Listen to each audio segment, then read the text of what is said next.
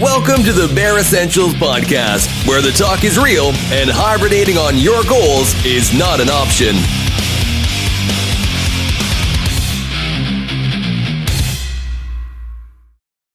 Hi, everyone. Thank you for tuning in. I'm your host, Charles Wallace. This episode is somewhat of a follow-up to a previous episode regarding the importance of resistance training. Over the past few weeks, I've been doing research and looking to get expert opinions on this subject. Fortunately, one of those experts agreed to join the podcast to help inform all of you. His journey into fitness started as a very skinny kid at age 13, where he began lifting weights at home and doing whatever exercises he could learn in bodybuilding magazines or mail-order courses. Next came high school wrestling, where he got hooked on studying human performance, sports medicine, and how to get strong. Along the way, he has been a collegiate and NFL strength and conditioning coach for the Tampa Bay Buccaneers and Jacksonville Jaguars, and he has been studying and practicing and teaching these things ever since. And today he is going to speak to us about that journey.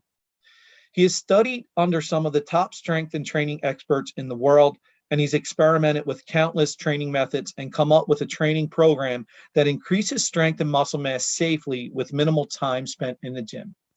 His goal is to share these techniques with us to eliminate lack of strength, and most importantly, not to have excuses for not doing whatever it is we want to do in life. So please join me in welcoming Dave Durell to the show. Hi, Dave. Thanks for joining the show. Really appreciate having you here today and definitely looking forward to our discussion around your expertise. Could you tell the audience a little bit about yourself?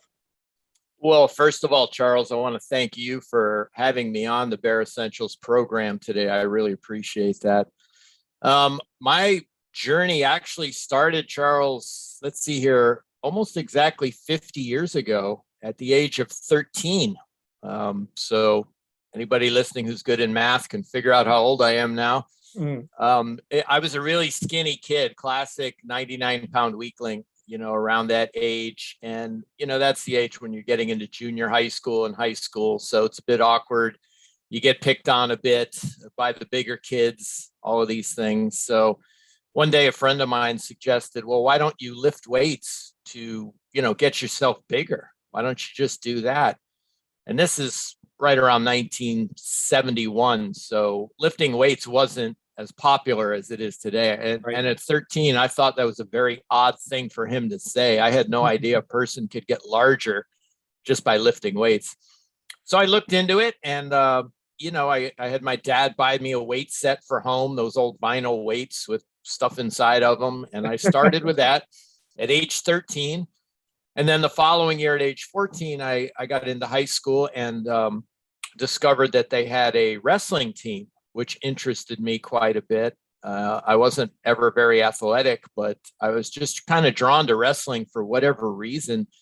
And I got into that and got on the team. And that kind of became what I dedicated myself to for the next several years throughout high school and college. I just really enjoyed it.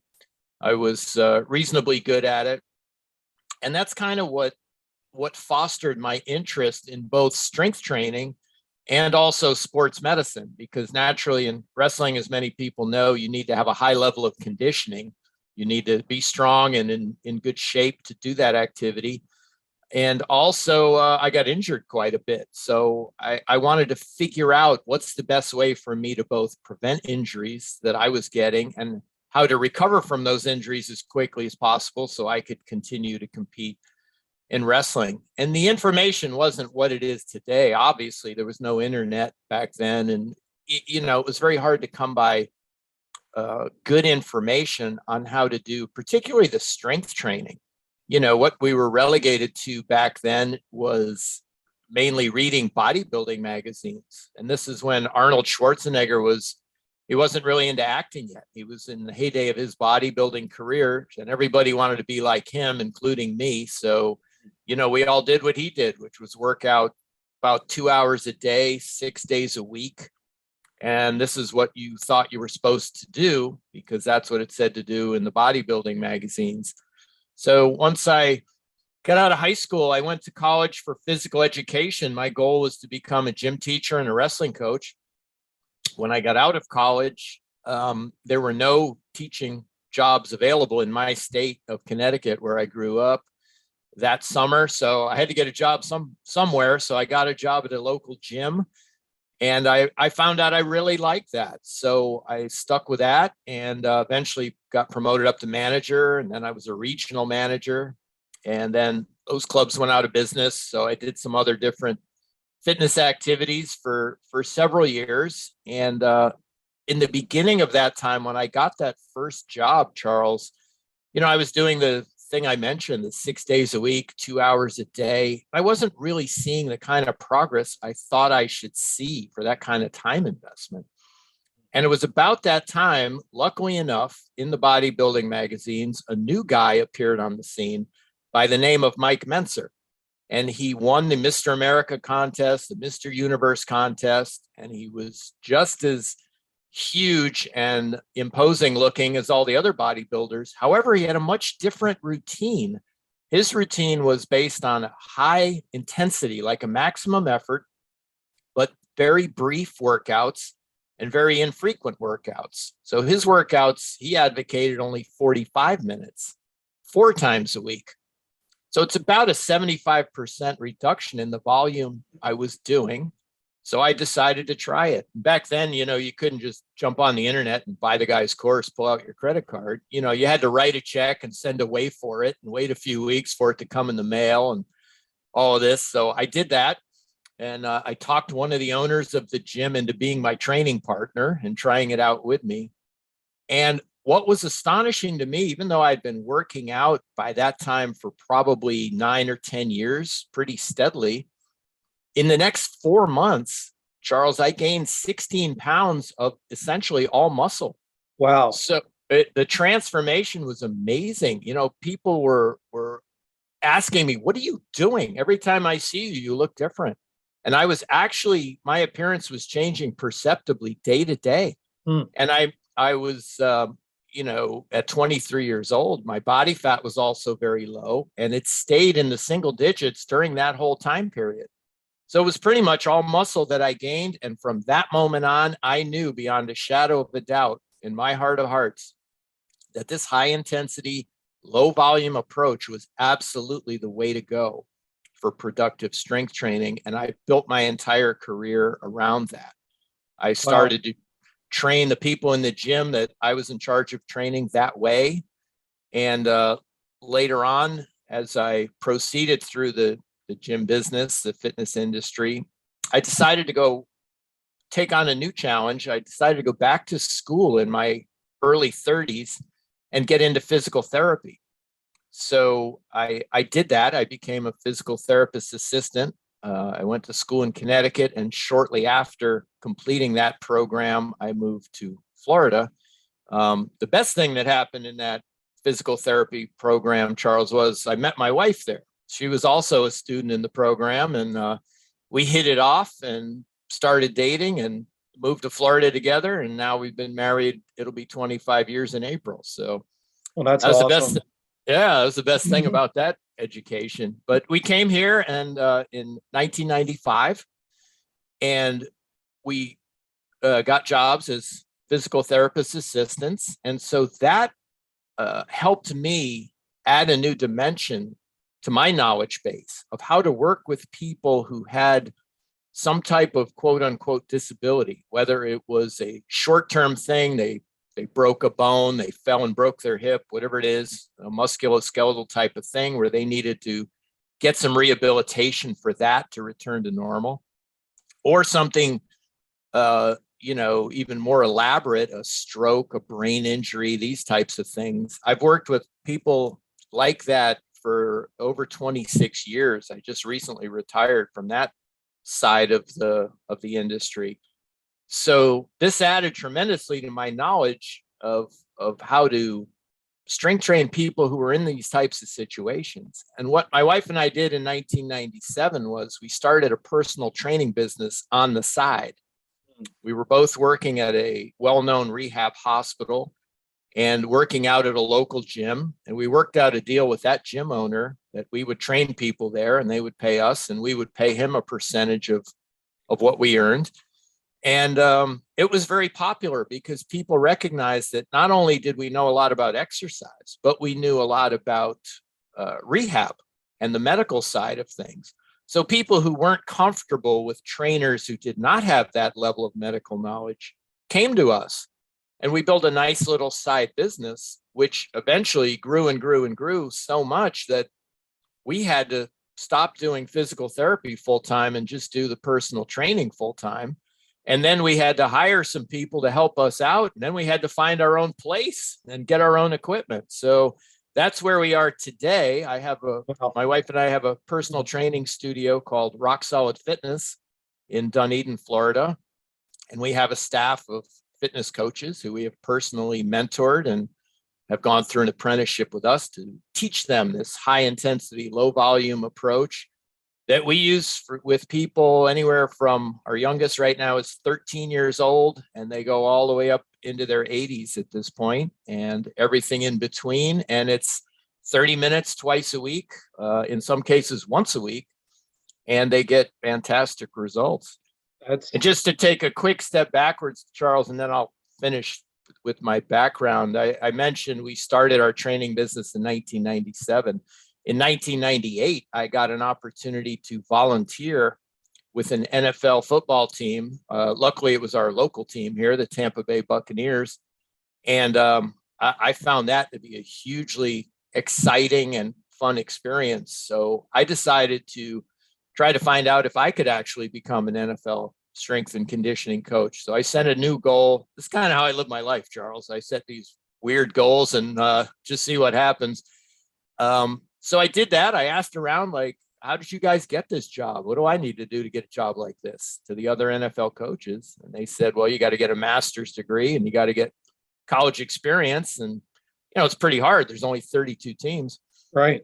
So I set that goal at the young, tender age of 40. And I found that opportunity to get that experience all rolled into one. I got a job as an graduate assistant strength and conditioning coach at Southeast Missouri State University. So I was their assistant strength coach and they paid for my master's degree. So I got both all rolled into one. And once I was finished with that, I was hired by the Tampa Bay Buccaneers to be one of their strength and conditioning coaches. So I did that for one season. And then I also worked with the Jacksonville Jaguars in Florida for 6 additional seasons. And so that also added to my knowledge base. Working with athletes, the thing you never want to see if you are a professional sports team owner is your star player in street clothes standing next to the head coach on the sidelines. You want the guys you're paying these millions of dollars to on the field. So it's very important if they get injured that they recover from that and get back out on the field as quickly as possible. And that was our main role in the weight room, is to prevent these guys from getting injured as much as humanly possible through a weight training program and get them back on the field as quickly as possible. And just make sure their bodies were able to produce the kind of force they needed to apply on the football field. So between those 3 things, my commercial fitness experience, my physical therapy experience, and my pro sports experience, it's put me in a unique position to do what I do now, which is to help people specifically over the age of 50 stay strong, and in many cases rebuild themselves from different injuries they might have acquired over the years, so that from 50 on, they can live the most productive and full and physically active life possible and enjoy their later years. And I'm in that age group myself, so it's very near and dear to my heart, and that's what I'm doing now. And Dave, fascinating journey to me, and listening to you tell that story. One of the things I want to jump back a little bit and touch on, at such a young age, you're in high school, junior high school, on the wrestling team. You had mentioned even at that age how you were starting to seek out medical aspects of it, stay healthy, not be injured, things like that. To me, that is really amazing that you were, you're probably way ahead of your time for a kid in high school at that point. Could you just talk about that a little more? Because most kids, right, at that age, we're all about being just out doing the sport. Mm-hmm. Felt like you had some insight already, even at such a young age, that you wanted to go a certain path. Yeah, I was just completely, as I mentioned, fascinated by all of this stuff. Before that, I was that kid when I was in middle school. It's just, go to class and hang out with your friends after school and, skip class once in a while and go do something, but no real direction. And then the summer between middle school and high school was the Munich Olympics in 1972. And, so we watched on our little TV that got 5 channels with the rabbit ears on the roof, the Olympics that summer, just because it was something to watch. And you only had 5 channels on your TV. So what else are you going to watch? And it just so happened that the United States did very well in wrestling that year. So they got a lot of coverage. They won several gold medals. Dan Gable is a name people might recognize. He's a famous wrestler and wrestling coach. He was there. And, these guys not only were, I was just fascinated by the activity. I don't know why, but they had great physiques, and I was already into this thing of lifting weights and trying to build myself up. And I looked at them and I was like, these guys are in great shape and they got big muscles. And, this is I never saw anything like amateur wrestling before. And so I was just smitten by it. And as I got into it, I just kind of unraveled the layers of all of these things that really interested me. So at that young age, for the first time, I had really something to focus my attention on. And it probably helped me get through high school, truthfully. I was one of these guys that, found school rather boring. The general courses that you have to take, things that at that age, you don't really understand the importance of American history. It's just, they're making you memorize these dates and all these things. And you got to take chemistry, and that's very confusing. And a lot of things you don't think really apply to day-to-day life. And then I found this thing and I was like, this is really something. So I better keep getting good grades so I can stay on the wrestling team. So that was an additional payoff. But I've always been the kind of guy, Charles, as early as I can remember, 2 things stand out. Number one, my dad, from very, very young, would bring us along to the library and really coached us up, my brother and I, on the importance of reading and how that can open up so many doors for you that you can learn everything you might possibly want to learn about any particular subject just by going to the library and reading about that. And now today it's magnified 1,000-fold with the internet.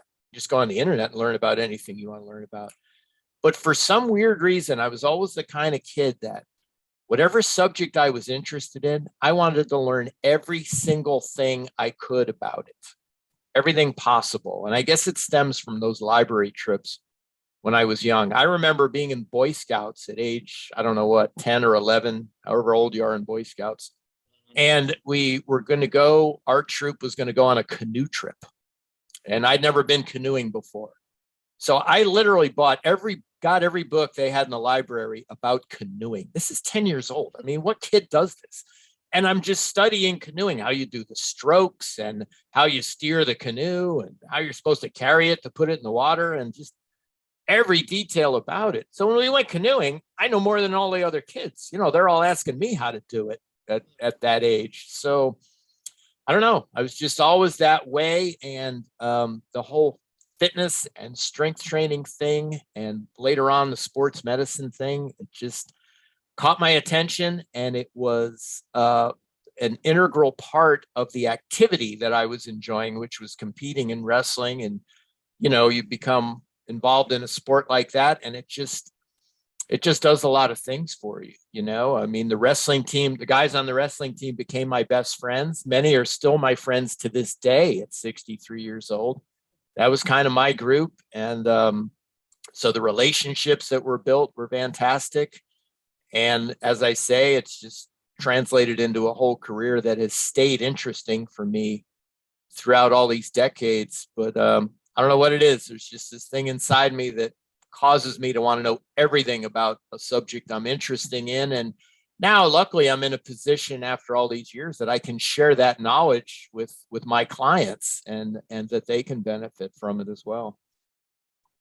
So I guess hearing that, it starts to lead me into this next point as far as strength training and then the medical part of it. Looking at your site, looking up about you a little bit, I like how you mentioned that you kind of blend all those experiences together to really provide the best outcomes for your clients. When does that switch go off? This goes together, and if I blend this together, this is something really special. Well, I think for me, that light bulb went off after I got past the age of 50. And so that's kind of what I based my strengthafter50.com business on, is that, you know, it happens at different ages, and you hear this phrase from different people, but definitely over 50, I feel like if I start the sentence, after I turned 50, everything started, everybody answers it some version of falling apart, right? It's, oh, once I turned 50, you know, I couldn't run anymore, and my back started killing me, and my neck bothers me, and I remember that car accident I was in when I was 17, because now I feel my shoulder really bad, you know, these types of things. It just seems like at age 50 and beyond, you've got enough mileage on yourself by that time that you're starting to feel things. You're starting to feel some aches and pains. You might be in a situation where you need certain types of surgeries or other procedures to correct certain things. In your 50s or 60s, it's probably the earliest age, but as you move through the following decades, you're talking about joint replacements and, you know, lumbar and cervical spine types of procedures that may need to get done, all these musculoskeletal things, etc. And, you know, things that happened to you when you were younger, through athletics or just different things that you did. You know, some of your joints start to wear out a little bit. You get arthritis creeping in, which causes some aches and pains, all of these types of situations. And then additionally, we all have a situation, regardless of our relative health and injury status, is a situation that's called sarcopenia, which is age-related muscle wasting. So once, probably starts in your 40s, but definitely once you get past 50, we are all losing muscle, Charles, at a rate of, you know, different estimates from different experts, but a lot of them agree it's maybe about 0.5 pound a year. Well, that's 5 pounds of movement-producing muscle per decade that's gone from your body.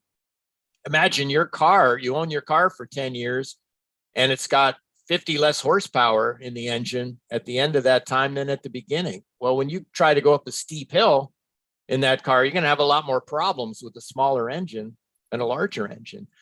And the thing is, strength training can help with all of these aspects. The sarcopenia aspect, no question, strength training is the solution to that problem. In order to counteract your body losing muscle, you need to get involved in an activity that builds muscle. And that is properly performed strength training. And then as far as the medical aspect, if you do it intelligently with a good system, you're going to be able to rebuild those injured areas or create a situation where you're essentially bubble wrapping your joints that you want to protect moving forward with muscle tissue. And this is going to help from the injury prevention and rehabilitation standpoint. And so as you're over 50, all of these things are absolutely essential. In some cases, osteoporosis, the thinning of your bones, becomes a factor, more so in women than men, but everybody can be affected by that. Strength training is huge for that. So it's just a way to counteract all these things that we just seem to naturally encounter as we get over the age of 50. Not to mention, as you get over that age, this is a big deal for me, and a lot of fitness people don't talk about this, but it's a quality of life thing.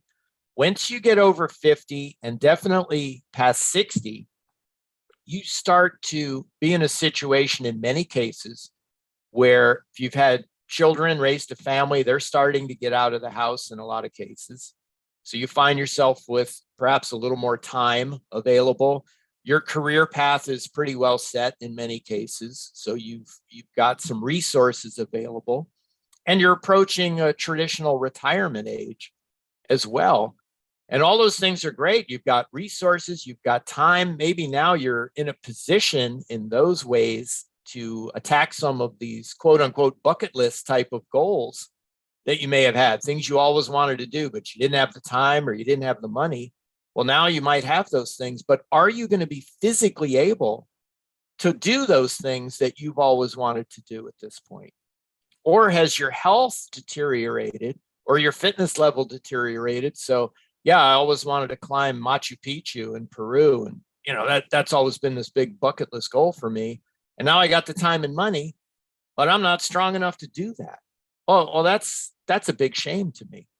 And, in some cases, unfortunately, it's unavoidable depending on the health issues. Strength training doesn't cure every health issue. Right. But in many cases, you can put yourself in a position, in probably almost every case, put yourself in a position to enjoy those later years the most and really live a full active life. That's a big deal to me. Living a full life, which isn't necessarily directly correlated with how long you live, but living that full life every day to the fullest as much as you possibly can. And I think the physical and strength component of fitness is essential to that. I'm glad you mentioned that, because I did an episode about this a few weeks ago, actually, but I was talking about, I think everybody thinks about lifespan, right? How long are we going to live? But they don't pay enough attention to what is more known as health span. Yeah, you have all these years, but what good is it if you really can't do anything with it? And I'm glad you mentioned about the sarcopenia. I wanted to ask about that. So one of the studies I was looking at, it was saying it's about 3 to 5% per decade. But the thing that really hit me like a ton of bricks was 30% muscle mass loss over a lifetime. So as you were talking about it, I think there's probably a lot of people who may listen to this, and in general, right, they're probably already experiencing that. So here's my question. Is it reversible? Maybe not totally reversible, but I don't want people to get the impression like, well, I'm already into that, I'm experiencing it, it's too late for me. I'm just going to say to hell with it and let the chips fall where they may. I want people to hear this, because I think maybe not reversible, but and seeing you and listening to you, I think start today, you can start to reverse it. That's an excellent point, Charles. And I listened to that episode, and one of the things on my to-do list is find out that study you cited in that episode, because as you now know, that's how I am. I want to find out everything about everything. So, but I really think, like you said, are you going to change that process? Are you going to reverse a physiological process? No, you're not. It's still going to be there. But the thing of it is, I look at it as you have a bucket, and your bucket is full of water when you're young, and that water is muscle tissue. And sarcopenia is holes in the bottom of the bucket, right? So it's draining out of there as you get older.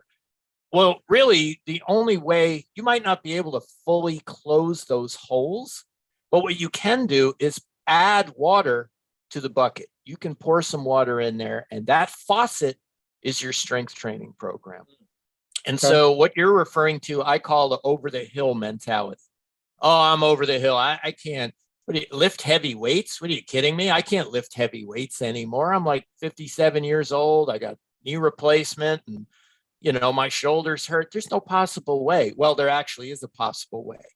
And I figured out what it is. The problem is people have a mistaken notion of what strength training is and what's required and what it should look like for somebody over 50. We're not talking about doing things that professional bodybuilders do at age 25.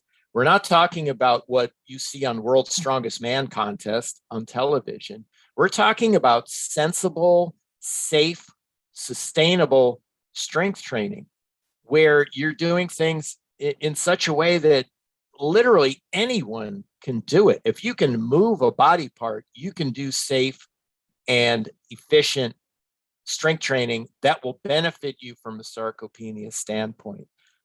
It's really your only choice. I mean, you can do nothing and continue to lose muscle, or you can do some proper strength training and try to hang on to that muscle. And I will tell people, I see it every single week at our training facility, our personal training studio. We have a machine, a device called an in-body 570. It measures body composition. It only takes 60 seconds. The people don't have to get undressed. We do it monthly with our clients to see if they're gaining muscle or losing muscle. And when they first come to us, that first couple of months, they invariably add a couple pounds of muscle. Age 50, age 60, age 65. I see it every week. So you absolutely can do that. And if you're not doing any strength training at the moment, you're over 50, your body's going to be starved for that. You will definitely add muscle in the beginning. And if you're strength training properly, you will get stronger. You'll see that. Our clients see that starting on workout 2. They're stronger on their second workout than they were on their first workout. If you've got your variables manipulated correctly, you should see yourself getting stronger very regularly, even over age 50. And it doesn't take a lot of time to do. It doesn't have to be dangerous. You don't have to throw anything around. You don't have to lift 1,000,000 pounds over your head. It can be safe and it can be sustainable, and it can only take 45 minutes or less once or twice a week. It's the best bang for your buck you can absolutely do. And it will, like you said, perhaps not reverse completely sarcopenia, but can definitely reverse the effects that you feel so that your day-to-day level of pain-free function is much, much higher. So it's totally worth it. Dave, I wanted to ask more for the men listening as we get older. One thing I was really interested in, and I'm wondering if you've done any research into this, but when it comes to sarcopenia and our T levels, our testosterone, have you seen the correlation with that? And do you recommend to any of your clients at a certain point to maybe go and get like a hormone panel done? Because I feel like to be fully optimized, sometimes that might have something to do with it also. Like you're doing the strength training, but are you kind of really fighting an uphill battle if your hormones and your testosterone and all that other stuff, diet, all of it isn't kind of working together? I feel like people may focus on one part and avoid all the rest of this. Yeah, the hormone situation can definitely be a factor, Charles. So I think it is not a bad idea, particularly if you get into strength training and you're not seeing the kind of results you think you should be seeing, or if you've noticed other things, your energy is just really low all the time and you just can't pinpoint why. You're getting enough sleep, you think you're eating pretty well, and you're just dragging all the time, etc. Perhaps the testosterone is low. I mean, that could be a thing. And, it's a pretty simple test to find out if that's the case or not. You get some labs done, and it's a simple blood test, and you can see what's going on there. I will say that strength training definitely has a beneficial effect on testosterone levels. It kind of sets the process in motion, the wheels in motion. That's one of the responses to strength training is a release of additional testosterone. And sometimes I've noticed you can kind of feel the difference in the next couple of days following a workout. You just feel a bit more energetic. Libido might be a little bit higher, things of that nature. So I call it stirring up the testosterone. You kind of get that. I like that rebuilding process set in motion by stimulating it with your strength training. And then as you recover the next couple of days, which is when the actual muscle building process takes place, you feel a little bit differently there. So I think it's definitely beneficial. I have a friend of mine that I went to high school with. He's my age, went to his doctor and was complaining about low testosterone. Can you give me something for it? And I hear about these guys taking these testosterone supplements. Can you put me on that? And the doctor refused to do that and suggested he go lift weights. So, and he was perplexed by that. I'm like, that's great advice. It's good for you. He didn't do it, but it's great advice, and he should have done it. So I will also say to people who are, since we're on this topic, I'm a prostate cancer survivor. And at one point, I got prostate cancer when I was 44 years old. So pretty young. It runs in the family. And at one time when these testosterone supplements, you were seeing them on commercials on TV, it seemed like every other day. It seems like that's cooled down a little bit. They became very popular, and a lot of guys over 50 were taking these supplements, even if they did not have a particularly low testosterone level, just for what they perceive to be the increased libido, the increased ability to build muscle. It's almost a lot of anabolic steroids or testosterone enhancers. So it's that kind of an effect. And at first, my doctor told me those are contraindicated for you. As a prostate cancer survivor, you're not allowed to take that. That could cause your cancer to return. So you're not going to have that. And then several years later, they did more research, and then it was okay to do that. And I asked him about it again. I wasn't necessarily considering it, but I just wanted to learn. Like, I hear now a lot of people, a lot of friends of mine and guys I know who've had prostate cancer and now are taking these supplements. So has that changed, or what's the deal there? And he said, yeah, I could prescribe it for you if you want, but I don't want to. I'll give it to you if you want it, but I don't recommend it. And here's why. And he was a urologist. And he said a friend of his who was a physician took testosterone supplements himself. The physician took it in an effort to just be essentially more manly, increase libido and build up his muscles. And he felt great while he was on it. Didn't have a particularly low testosterone level that would medically indicate taking that product. But he took it anyway. And there's a high cardiovascular event risk with testosterone supplements. You're at a higher risk for heart attack and stroke. This physician had a stroke, was in his 50s, had to stop. It affected him very badly, had to stop practicing as a physician. And my urologist was like, for what? Right. For what? It's just, you got to weigh the risk and the reward of these things. And if you can do something as simple as lifting weights, which people can tell by now, I'm recommending you do anyway, right, to help with testosterone levels in a non-invasive, no side effect kind of way, why wouldn't you do that? Try that first. And then if you still have low testosterone, then maybe you need some supplementation or some medication. But try this first and see how you do. It definitely has the beneficial effect, no question. Yeah, and it's definitely probably more readily available and easier to do. I mean, anybody listening here, you could probably walk down to your basement, your garage, and you probably have some weights there today that you could start to lift.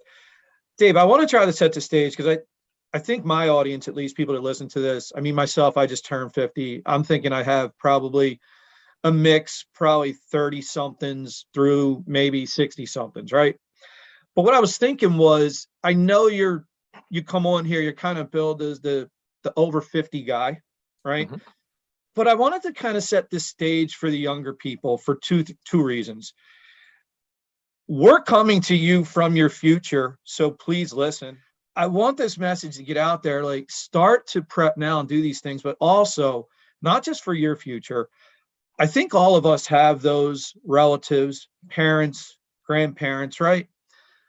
Could you maybe set the stage? Because if you're listening to this and you're under 50, you're younger, but you have the parents, the grandparents, I think this is something you should be listening to and thinking about for them. And a lot of them being older, they may not be listening to this or listening to a Dave or looking for a podcast, right? But if maybe, Dave, you could set the stage for a younger person to think about what does your program consist of, that maybe they could look at it and say, you know what, that might benefit my mom or dad or my grandfather, grandmother. Like, I just want to give people the impression of what this involves so that they're not afraid of it or think that it's not doable? Mm-hmm. Well, my program, Charles, is designed, as you mentioned, for people over 50, but it works for anybody. The way I tried to set it up was to not include movements or exercises. We all know there's thousands of exercises you can do with weights, strength training type of activities.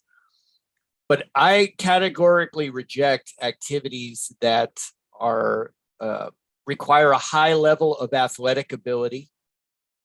First of all, if something's really difficult to do, like we have the Winter Olympics going on now as we're talking, but if we watch the next Summer Olympics and we watch the weightlifting events, there are many fitness programs available to people that, facilities they could go to, which they would be performing movements that look quite similar to what these weightlifters are doing. I'm not going to mention any of them. People can figure it out on their own. But if you're moving weights quickly in an athletically complex way, you're not probably going to be able to or interested in doing that when you're 75 years old. And my point is, you don't have to do things like that. You can find simple exercises, either with free weights or with machines that, as you mentioned, you can do in a well-equipped home gym or in your local commercial gym, that all you have to do is push or pull, whether it's with your arms or your legs.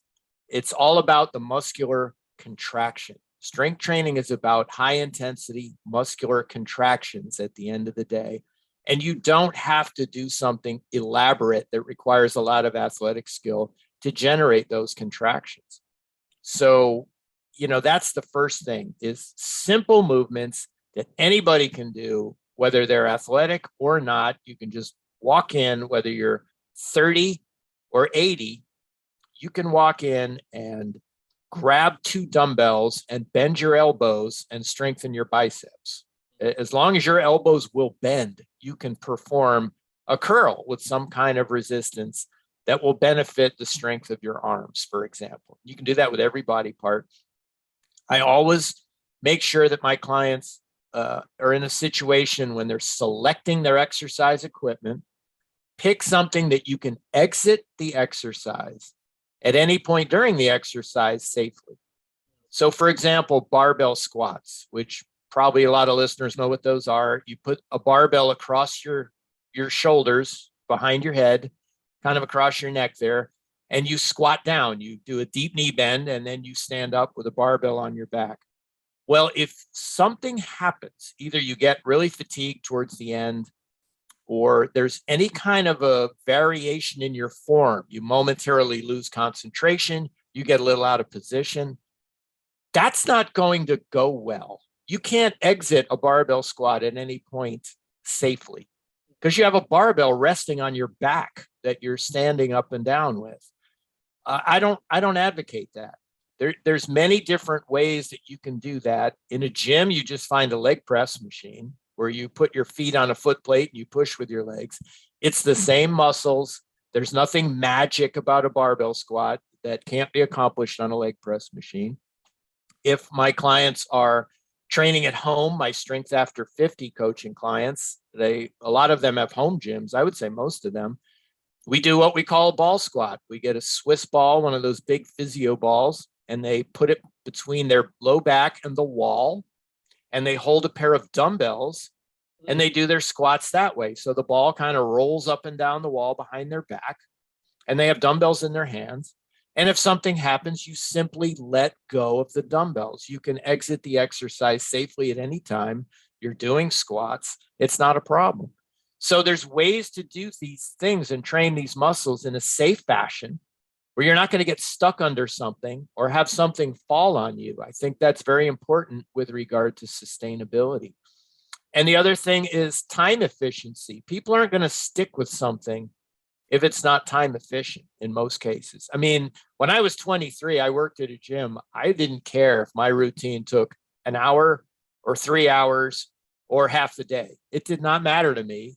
I was willing to do whatever, and I had the time.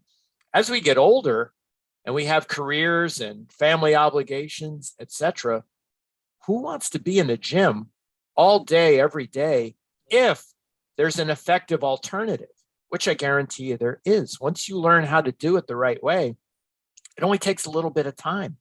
And time is something none of us can ever get back, Charles, as you've alluded to already. Mhm. I mean, this is a big deal. If you can get big, strong muscles in a total of an hour and a half a week, and your next door neighbor is going to the gym and he has big, strong muscles, but he goes 20 hours a week. Well, isn't your program a little bit better? What could you do with that extra 18 and a half hours a week to add to the quality of your life? So that's the thing too. So looking forward, to the parents and grandparents, hey, you can do this thing. It's safe. It's going to help you. It doesn't take a lot of time. You can work it into your routine, and the health benefits are so massive for older people that it's just the greatest bang for your buck. I tell people all the time, it's the proper strength training is the closest thing we have to a real live fountain of youth. So somebody who's in their 80s can come in to a facility or in their home gym and do 8 exercises, 1 set of each. It's going to take 30 minutes or less. And it's just like flossing your teeth. You do it, and then you're set with it, and that's it. It's over with, and you're doing something that's absolutely essential for your health. I will tell you that in my career as a physical therapist assistant, working in skilled nursing facilities, you get people that have been active and kept themselves strong that fall and break their hip. That's a piece of cake to rehabilitate that. That's no big deal. With the medical technology advances today, people like that can be in and out of the hospital in a day and go back to normal activity if their muscles were strong going into that procedure. The people that I had the most trouble with as a therapist were people that were sedentary all the time and did not have a lot of strength going into it. And number 2, were too heavy. If you're too heavy, you've been overeating and you've been sedentary, you are setting yourself up, parents and grandparents, for every disease process that there is by letting yourself get into that situation. So do your strength training. It only takes literally a few minutes, a couple times a week, and anybody can do it. And it just creates such a great atmosphere for you to prevent health problems that it's totally worth it. Everybody should be convincing every older person they know to do it. And if you're younger, you're all systems are go. You don't have any injuries. You're not elderly. You're in top condition. Try it out, and you'll save a lot of time. And time is something we all should cherish. Yeah, Dave, thanks for that. So I can tell you that I see a lot of people on social media lately, and Dave, I'm sure you do too, like talking about with everything going on, just the ill health of their parents and grandparents. And why one of the reasons I started this podcast was I'm like, I'm an everyday guy. I'm not a professional or self-help guru, right? If I can help get some people to help even their parents or grandparents or themselves, that would be fantastic. What I want to just finally confirm is, so as Dave stated, it's less than 30 minutes a day, minimal equipment. It's getting up and moving and doing some stuff to strengthen your bodies. Please do it. Encourage the people in your life, your loved ones, to do it because it's important. Dave, could you plug your website, please, so people know where to go? Yes, Charles. I second everything you just said, by the way. Very well put. My website is strengthafter50.com. And, that's kind of why I started it. Similar motivation to what you're saying. We have our personal training studio in Dunedin, but we weren't really helping anyone outside of our local area. So I wanted to make, these types of programs and this type of information available to people worldwide. So people can go to strengthafter50.com. There's plenty of free information there. There's a free report they can get, which includes a few videos. There's, you just click the button and download that, and you get that information. There's plenty of blog posts there that they can learn from. Different strength training routines are on there. There's different recommendations for home gym equipment. If they want to do it at home, I kind of show them what to get. It's all free on there. There are also paid programs if they want my help. There is a video course available that's called the Stay Strong Forever program. I also offer email coaching and telecoaching via Zoom, like we're doing right now. So if people are interested in that, that's available as well. And I have some more things planned on the horizon. Right now, I'm working on a home gym training course. A lot of my clients train at home, so I've kind of noticed some patterns and some things with home training. Obviously, I have my own personal training studio, so I work out there. But I'm working on a course called the Over 50 Home Gym Workout. That'll be coming out shortly for those who want to train at home. As you mentioned, it doesn't take a ton of money or a ton of equipment or a ton of space in your home if you get the right things. So people can head over there. They can connect with me on Facebook or Twitter or LinkedIn as well. And I hope to communicate with some of your audience. If they leave a comment on any blog post on my site, I read and respond to every single comment. That's kind of my thing on there. So they'll hear back from me if they do that. And I just look forward to getting to know people and helping them live the fullest life possible after age 50. Dave, that's fantastic. So again, thank you so much. Please, everybody, check out Dave's site. I've been on there. Let me tell you this too, for anybody that may be technology, they're a little afraid of technology. Dave's website is laid out very well. I wanted to compliment you on that.